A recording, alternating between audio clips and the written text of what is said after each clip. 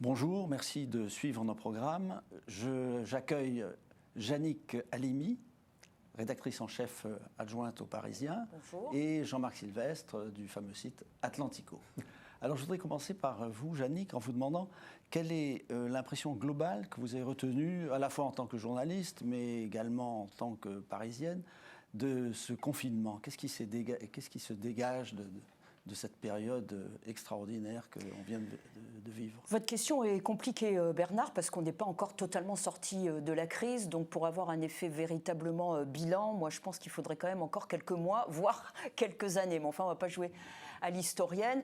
Écoutez, moi, je crois que l'effet inédit et stupéfaction et sidération a été total, aussi bien de la part de nous-mêmes que de ceux qui nous gouvernent ou de ceux qui participent à la prise de décisions politiques ou économiques, quel que soit leur rôle dans la société. Ça, c'est le premier point, qu'on le veuille ou non, mais qui détermine quand même beaucoup de choses dans les choses qui se sont passées et qui vont également se passer en termes notamment de responsabilités, de décisions sanitaires, politiques et économiques à prendre. Donc, premièrement, sidération tous azimuts de la part de nous tous, parce qu'encore une fois, personne ne pouvait prévoir une telle crise qui n'est pas encore terminée.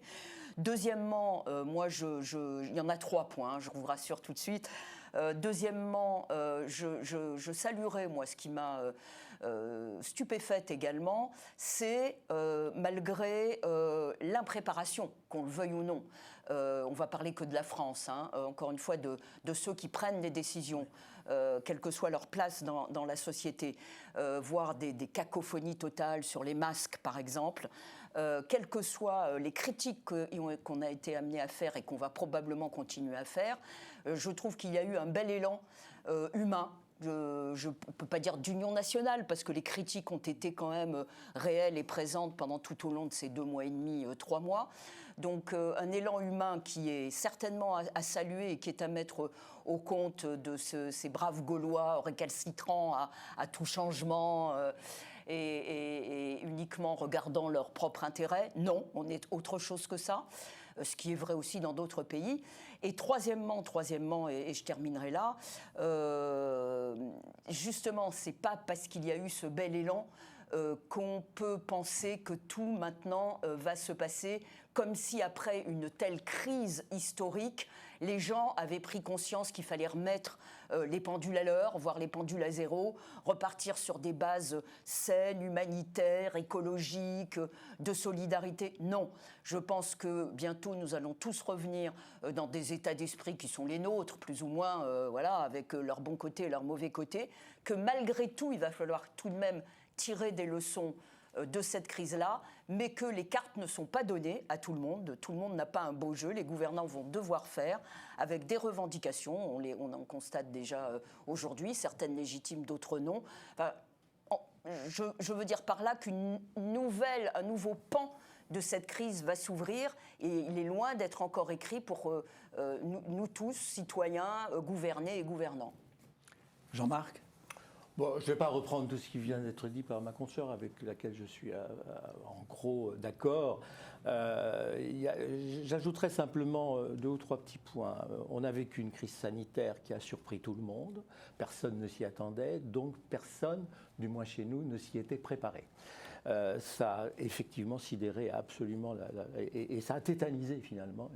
La réponse du gouvernement a été classique, c'est-à-dire que face à un confinement, face à ce risque épidémique, ils ont demandé à tout le monde de rester chez soi, quoi, et de se cacher et de se protéger. Le problème, c'est qu'on ne peut pas rester protégé indéfiniment. C'est qu'à un moment donné, il faut quand même sortir de sa tanière. Et c'est au moment où on sort qu'on est pris par une nouvelle angoisse. C'est-à-dire l'angoisse de l'inconnu. Est-ce que le virus est encore dans la rue et est-ce qu'il ne va pas nous tomber dessus? Donc là, on est encore dans cette période de déconfinement qui n'est pas évidente. Ce qui me paraît paradoxal en France, c'est la façon dont le peuple français s'est d'une part comporté assez bien, je reconnais, assez responsable. Ils ont accepté un confinement qui a été sévère, qui a été dur. Mais ce qui me paraît paradoxal, c'est le manque de confiance que cet exécutif est capable de rassembler auprès du peuple français. Nous sommes le pays où le chef de l'État et son gouvernement ont bénéficié du moins de la cote de popularité ou de la cote de confiance la plus faible qui soit de la plupart des pays occidentaux. Le président Macron est tombé à 33 ou 34% d'opinion favorable, quand Angela Merkel, qui était au plus bas l'année précédente, qui était sur le départ, elle est aujourd'hui au zénith de toute sa carrière à 80%. Non. Boris Johnson, qui n'a pas fait que des choses intéressantes et responsables dans cette lutte contre l'épidémie, est à un taux qui est proche de la moyenne, 40-50%. En Italie, ça ne se passe pas, et en Espagne. Donc c'est ça que je comprends. Alors que la façon, et ça je le dis sans aucune forfanterie, la façon dont ça a été géré, eh bien, ça a été géré au moins aussi bien, sinon mieux, que la plupart de nos voisins européens et que dans la plupart des démocraties. C'est vrai qu'ils ont démarré en retard, c'est vrai qu'au départ, ils n'ont pas tellement bien cru à l'ampleur de l'opération, mais c'est vrai que le virus était le même que pour les autres. Eh bien, on a tout de suite pris les décisions qu'il fallait prendre, même si on n'a pas su les expliquer. Et on est aussi le pays qui a fait le plus d'efforts financiers pour amortir le choc que ça pouvait représenter sur l'appareil économique. Parce qu'à partir du moment où vous arrêtez un système économique comme le système français, et comme d'ailleurs tous les systèmes, eh bien pour pouvoir protéger finalement les vies humaines, parce que c'est ça le choix qui a été fait. Et c'est ça qui est extraordinaire et qui est historique, c'est qu'on a choisi de protéger les vies humaines au détriment de la vie économique. Dans le monde entier, on a fait la même opération. Donc on a un virus qui a mis à genoux la planète tout entière pour protéger des gens qui risquaient de mourir. Et ça, donc c'est un progrès considérable sur la vie. Maintenant, il faut le payer. Eh bien, la France a décidé d'en payer le prix fort, et ce qui fait qu'on a amorti, notamment par le chômage partiel, on a protégé des systèmes de production. On n'a donc eu pas de destruction du système de production. Ce qui veut dire que lors du déconfinement, là, dans quelques mois, ça peut repartir, et ça peut repartir assez vite. En attendant, on a créé une deuxième crise, une crise économique et sociale, peut-être une crise de l'endettement global qu'il va falloir régler. Est-ce que les Européens vont nous aider à le faire ? J'ai tendance à penser qu'il va peut-être se passer quelque chose d'intéressant de ce côté-là, quand on voit ce qui s'est passé entre Angela Merkel et Emmanuel Macron, dans la mesure où ils ont enfin décidé de lancer des emprunts communs, de mutualiser les dettes. Et chose extraordinaire, c'est que les Allemands ont compris, pour s'asseoir sur un tel dogme, ils ont quand même compris qu'ils avaient eux aussi besoin de l'Europe et d'une Europe qui marche. Yannick Halimi, partagez-vous l'opinion de Jean-Marc selon laquelle le président Macron est traité de façon injuste par l'opinion ? Injuste, je ne suis pas sûre que vous ayez dit ça d'ailleurs, mais en tout cas, vous voulez dire, en tout cas, ce qui est sûr, pardon. Je trouve que c'est injuste, il ne s'est pas bien expliqué, mais c'est injuste. Non, ce qui est sûr, en tout cas, restons près des chiffres, c'est vrai que la cote de popularité d'Emmanuel Macron, moins celle d'Édouard Philippe. Celle d'Édouard Philippe est plus haute, et d'ailleurs, elle a tendance même à monter, alors que Emmanuel Macron est tombé effectivement très très bas.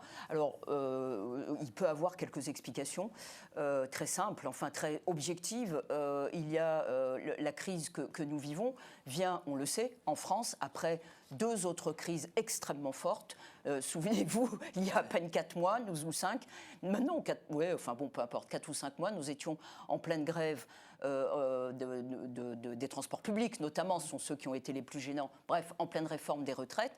Et il y a encore un an, nous étions en pleine fièvre hexagonale, comme dit Michel Vinocq, autour des Gilets jaunes, des revendications, avec les revendications économiques, sociales, et également les violences. Les violences de groupuscules, plus ou moins instrumentalisées, dans la rue, on s'en souvient, avec des blessés de part et d'autre, d'ailleurs, policiers, gendarmes et également manifestants, des bris de vitrines, etc. etc. Donc on voit que les Français, depuis qu'Emmanuel Macron... Il faut reconnaître que, pardonnez-moi, la violence et le malaise avaient déjà commencé sous François Hollande, souvenez-vous, avec Nuit debout et la réforme en 2016, justement, du marché du travail, la fameuse réforme El Khomri. Il y avait déjà eu des foyers de mobilisation, de tension qui s'étaient organisés également autour de la COP21 avec des mouvements plus ou moins pacifistes qui avaient provoqué aussi des échauffourées dans les rues. Mais il est vrai qu'avec Emmanuel Macron et les réformes qu'il avait présentées pendant sa campagne, il n'a pas pris les Français à la traître, enfin dit-il. La réforme des retraites, il l'avait annoncé. En revanche, les gilets jaunes, ça a été également quelque chose d'inédit depuis des décennies en France.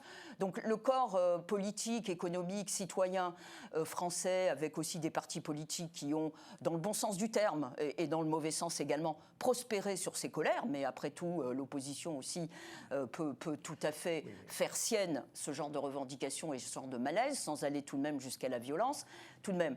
Et puis, dernier point, au-delà de ce climat de colère et de sentiment d'inégalité qui se creuse, les territoires par rapport à Paris, et puis, souvenez-vous, le grand débat qu'avait lancé en juin-juillet Emmanuel Macron, mais qui laisse là aussi beaucoup de désillusions. On ne voit pas grand-chose, à part quelques milliards d'euros, ce qui est important, qui avait été débloqué avant les lancements des grands débats.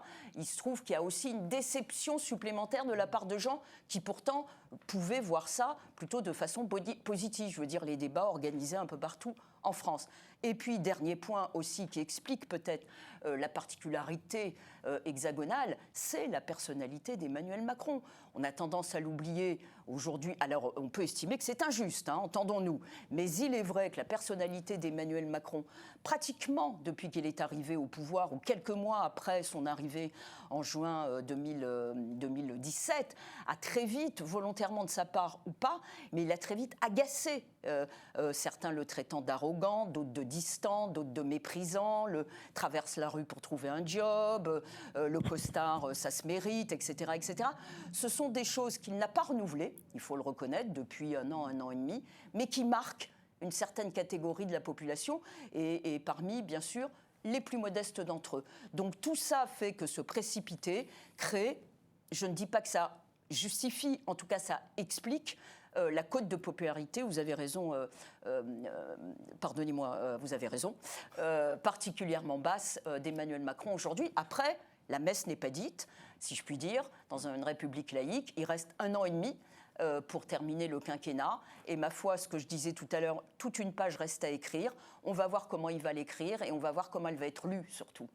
Oui, mais je ne pense pas qu'on puisse attendre tout du président de la République. Je ne pense pas qu'il puisse porter la responsabilité de la totalité des événements que vous avez mis bout à bout et brillamment, là, de la réforme, de l'opposition à la réforme des retraites aux Gilets jaunes. Je crois qu'on a la preuve que la France, dans son système social, dans son organisation administrative, dans la façon dont elle est gérée administrativement, dans son centralisme, dans son éducation, dans son système d'éducation, elle est ingouvernable aujourd'hui. Elle est ingouvernable parce qu'elle est incapable de prendre ses responsabilités et peut-être parce que l'État, s'il y avait un seul reproche qu'on pouvait faire à Macron et à son Premier ministre, c'est de continuer d'en faire trop, On a trop fait des choses. Peut-être que plutôt que de prendre les Français pour des enfants en leur disant « vous n'êtes pas gentils, on va vous voler, etc. », il aurait peut-être fallu les prendre pour des gens plus responsables et comme Mme Merkel en Allemagne, leur dire ah ben, écoutez, on est dans une situation compliquée, il va sans doute falloir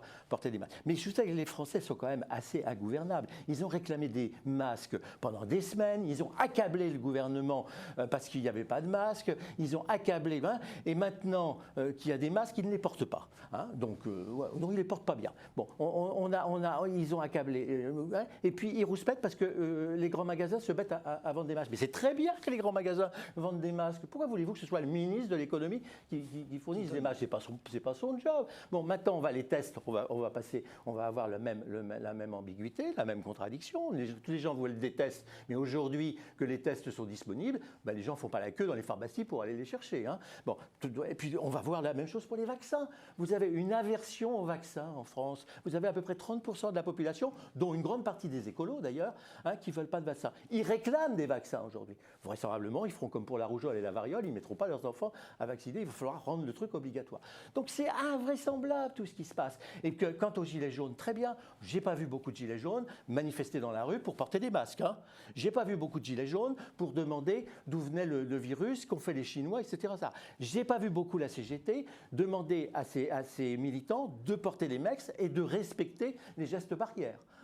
Donc la pédagogie qu'il aurait fallu faire pour qu'on soit tous responsables, un peu comme on l'a en Allemagne, où vous avez une responsabilité très forte des syndicats, des associations. Elle ne s'est pas faite, elle s'est pas faite naturellement. Alors c'est vrai que la messe n'est pas dite, mais ça va quand même être compliqué, parce que face à l'opposition d'une opinion publique, vous pouvez difficilement, vous ne pouvez pas en permanence acheter la vie, l'assentiment. On a quand même dépensé énormément d'argent pour pouvoir amortir ce choc, je le disais à l'instant, ce qui a permis d'ailleurs de rester relativement calme alors qu'on aurait pu exploser. Jean-Marc Sylvestre, juste une question à propos de... Vous avez parlé de l'accord de Merkel et Macron sur la mutualisation des dettes, mais je ne sais pas si les Français ont bien compris, et surtout le président Macron, s'il a bien compris qu'en échange de cette mutualisation, les Allemands, il y a une menace implicite dans cette affaire, dans cet accord, c'est que les Allemands veulent des réformes en France. Et ce que vous venez de dire à l'instant, c'est que finalement, on ne peut pas réformer. Donc l'argent va être dépensé. Les Français ne feront pas de réforme de leur administration, de leur PIB, de leurs dépenses publiques. Je suis absolument d'accord. La grande idée de cet accord, et c'est ça qui est très nouveau par rapport à ce qu'on faisait avant, c'est que l'argent qu'on va lever par cet emprunt n'ira pas forcément aux pays qui ont apporté cette épargne. C'est-à-dire qu'il y aura une répartition, une péréquation, c'est-à-dire qu'on revient aux origines de l'Europe. C'est-à-dire, finalement, on aide les pays qui sont en difficulté pour les hisser à un niveau. Alors bien sûr qu'il y aura un certain nombre de conditions, mais ce ne seront pas les mêmes que celles qu'on avait avec le mécanisme européen de stabilité ou avec le fonds. Ça va être décidé par les 27, ça va être décidé par les chefs d'État et de gouvernement, et c'est un pouvoir qui revient en politique et qui va échapper finalement à la technocratie de Bruxelles. Et ça ne va peut-être pas être si mal. Mais ce que je veux dire, c'est que Mme Merkel a fallu qu'elle ait ses 80% de popularité, qu'elle soit majoritaire dans son parti pour pouvoir faire passer cet accord. Et je vous signale d'ailleurs qu'elle a non seulement eu cette autorisation, mais elle a aussi eu l'autorisation de critiquer vertement la Cour constitutionnelle de Karlsruhe lorsque Karlsruhe voulait remettre en cause la politique de Mme Lagarde à la BCE.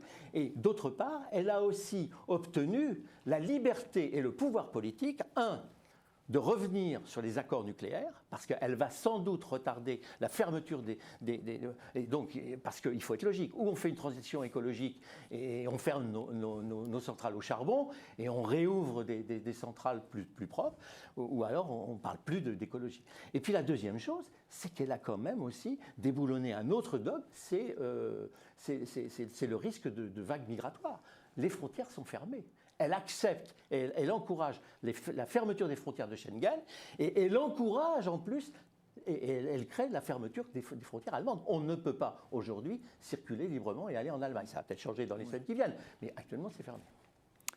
Yannick Halimi, on a donc parlé de ces fameux Français. Et pour en venir plus précisément à l'attitude de certaines organisations syndicales comme celle de la CGT et d'autres syndicats qui n'a absolument, semble-t-il, pas changé pendant cette affaire terrible.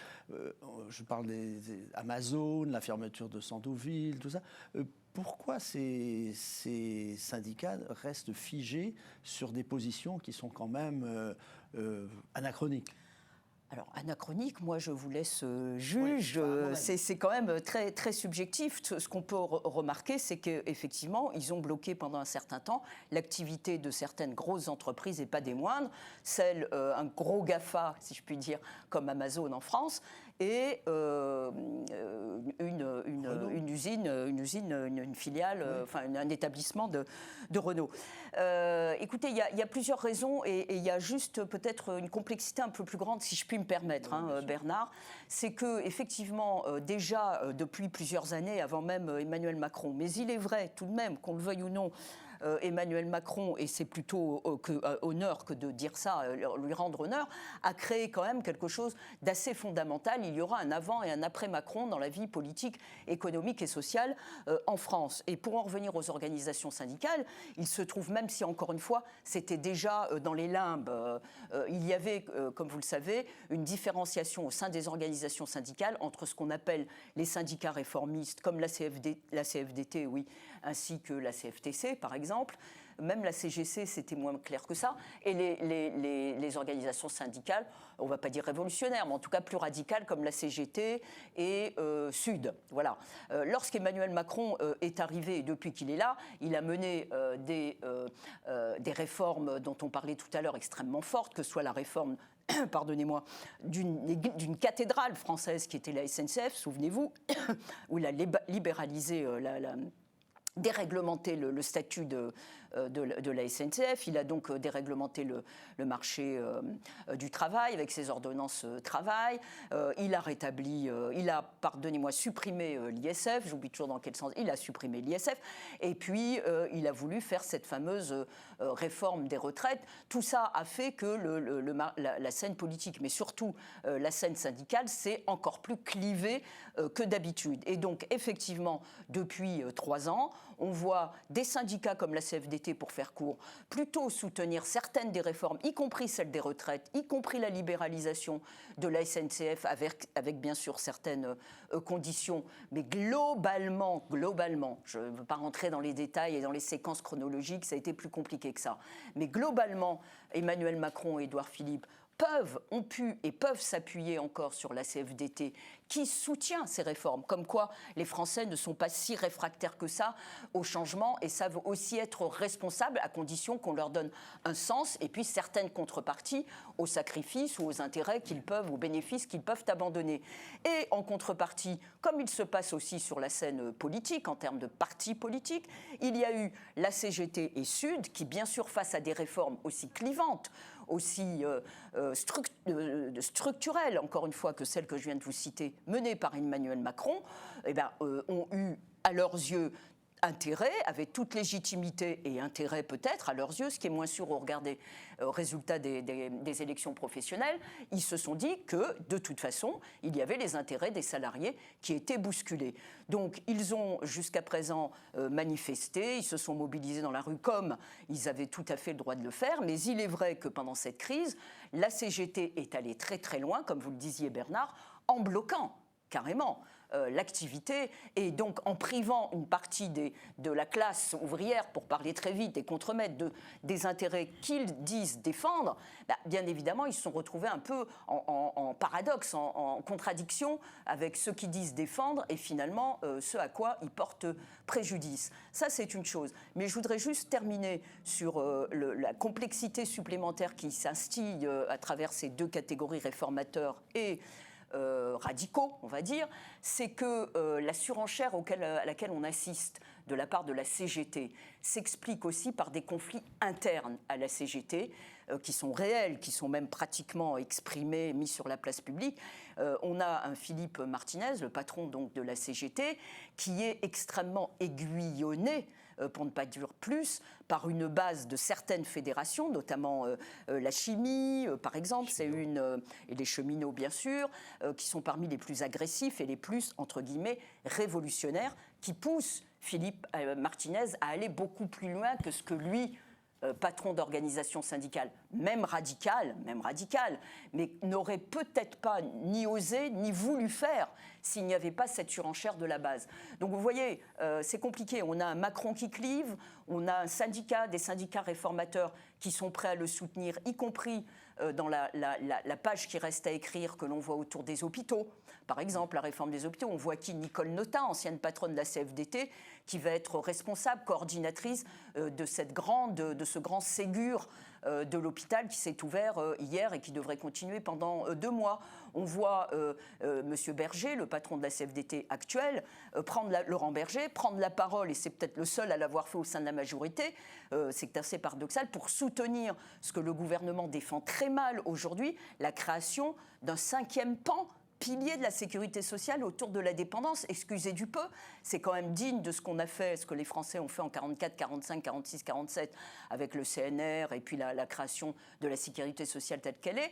Il se trouve que qui défend le mieux ce projet d'Emmanuel Macron, c'est la CFDT avec Laurent Berger. Nous avons ça. Nous avons la CGT notamment et Sud qui sont campés derrière la France insoumise ou devant et le Parti communiste qui eux aussi retrouvent des ailes et retrouvent en tout cas des tribunes et des terrains politiques pour parler, exprimer leur désaccord. Mais encore une fois, attention, il y a aussi des frictions très fortes au sein de la CGT qui peut expliquer des surenchères qui sont quand même, on peut dire, complètement inopportunes, inadéquates et, comme vous le disiez, un peu anachroniques. Jean-Marc Sylvestre, qu'est-ce qui attend maintenant les Français à la rentrée, du point de vue de l'économie? Est-ce que vraiment des pans entiers vont s'effondrer? Est-ce que c'est une situation catastrophique qui s'annonce? Oui, je pense qu'il va y avoir des pans entiers de l'économie qui vont s'effondrer. Vous avez un certain nombre de secteurs qui vont sans doute tomber en faillite avec effectivement un nombre de chômeurs qui va s'accroître. J'ai tendance à penser que les entreprises qui vont tomber étaient déjà mal parties avant la crise. J'ai tendance à penser que les entreprises qui ont des difficultés, véritablement des difficultés aujourd'hui, saisissent la crise comme opportunité pour pouvoir avoir un ballon de sauvetage, une bouée de sauvetage et se sortir. Donc ce qu'on va payer au lendemain de la crise, c'est un peu ce qu'on voit lorsque la mer descend à marée basse, on voit ce qui reste sur la grève. Il y a des gens qui savent nager et puis il y a des gens qui ont beaucoup plus de mal. Il y a des entreprises qui n'étaient pas adaptées au système et qui ont été perfusées pour pouvoir tenir le temps qu'il fallait. Et je pense que ces entreprises-là, ils vont avoir des difficultés. Ça a été assez bien résumé avec Bruno Le Maire lorsqu'il parlait de Renault. Il dit qu'il y a des choses qu'il faut réformer. Et ce n'est pas la crise qui va... Bon, il faut les réformer. Et si ces réformes-là, il faut les arbitrer. Et pour revenir à ce que vous disiez précédemment, c'est qu'on a une base syndicale que je ne crois absolument pas révolutionnaire pour ma part. Je la crois profondément conservatrice et profondément réactionnaire. Il y a des révolutions conservatrices, réactionnaire, très réactionnaire, parce que ça n'est pas de protéger les salariés que de fermer une usine et de les priver d'emploi. Ça n'est pas protéger les salariés que de mettre en péril un système de retraite qui sera forcément en faillite à un moment donné si on ne réussit pas à mieux répartir les efforts. Et je crois que cette attitude radicale-là, elle provient du manque de légitimité qu'ont les syndicats et surtout de la sous-représentation des syndicats. La représentativité des syndicats, elle est minable en France. En fait, ces gens ont un pouvoir colossal, ils ont même le pouvoir de bloquer le pays, avec une représentativité, ils font appel d'ailleurs à tous les principes de la démocratie, etc., mais ils ont une représentativité qui est nulle. Ils ont une représentativité, la représentation syndicale en France, elle ne doit pas dépasser 10 à 15%. Donc vous n'avez pas de... Donc il faudra sans doute un jour réfléchir à quasiment rendre obligatoire l'inscription à un syndicat. Ça se fait dans de nombreux pays et ça n'a rien d'extraordinaire. Il suffit de distribuer un chèque syndical à un salarié dès qu'il est embauché et le salarié va s'inscrire au syndicat qu'il veut. Et pour reprendre une phrase de Nicole Notat que vous citiez tout à l'heure, il y a des syndicats qui savent se rendre désirables comme des entreprises qui savent se rendre désirables. Et c'est vrai que la CFDT est devenue le premier syndicat en France, qu'on ne dit pas forcément, ce qui lui donne une assise politique beaucoup plus forte et qui peut être beaucoup plus près du désir ou des besoins de ses adhérents. Et le désir et le besoin de ses adhérents, c'est d'avoir effectivement des retraites qui tiennent debout, d'avoir des entreprises qui aient un sens et où les gens soient payés à peu près correctement et surtout qu'on puisse embaucher les jeunes. Ce n'est pas forcément d'avoir des armées de chômeurs à qui on va distribuer des indemnités. Évidemment. Je vous remercie l'un et l'autre d'avoir bien voulu accepter de contribuer à notre meilleure connaissance de ces événements. Eh bien, je vous propose de nous retrouver prochainement, dans quelques semaines, ici même. Merci beaucoup, Jannick Halimi. Merci beaucoup, Jean-Marc Sylvestre. À bientôt.